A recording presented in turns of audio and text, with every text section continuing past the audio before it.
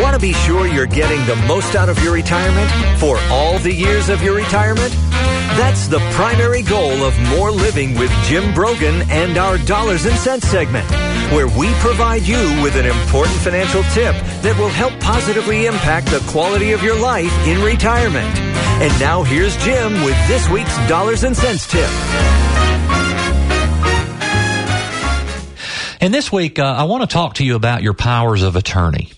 There's two powers of attorney that you should have. The power of attorney, remember, helps take care of you while you're still alive. The will is only an at-death document.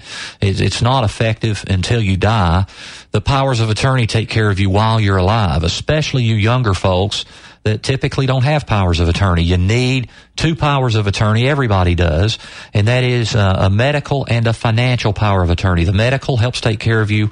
Somebody make your medical decisions for you when you cannot.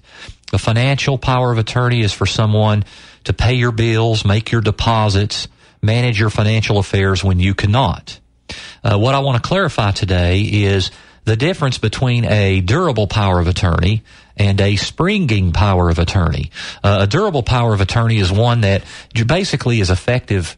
If I name my wife as my durable power of attorney, it's effective right now today. If my wife needs to go down to the bank and make a withdrawal from my checking account, she can do that, even though I'm sitting here on the air with you. And I have full capability of doing that. That can be beneficial if I'm traveling or out of pocket and we need something done. Now, a springing power of attorney is quite different. It only springs to life when I can no longer operate with the capacity to make those decisions. So if I'm, incapacitated in an accident, or if I've got dementia or whatever, it only springs to life when that happens.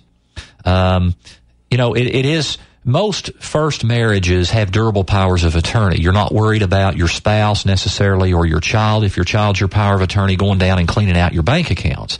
But it's something you need to be aware of, because a springing power of attorney only becomes effective when you lose the capacity to make those decisions. And it could just be a temporary thing. You're unconscious, you're in an accident, you're unconscious for a couple of weeks, things have to be done.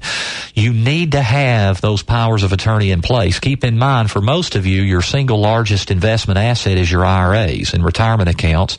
That can only be in one person's name. It's an individual retirement account. That means if you're incapacitated and you need anything done with your IRA or retirement account, your spouse cannot do it without a power of attorney.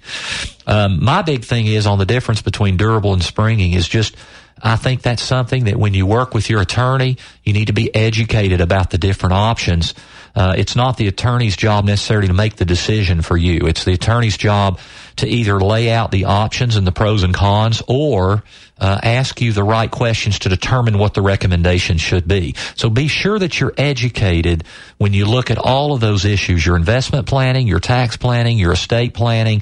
Be sure that you're fully educated by those professionals so you can make an informed and prudent decision that can impact the quality of your life. And that's our Dollars and Cents segment for this week. You can find this week's Dollars and Cents segment and others by visiting BroganFinancial.com.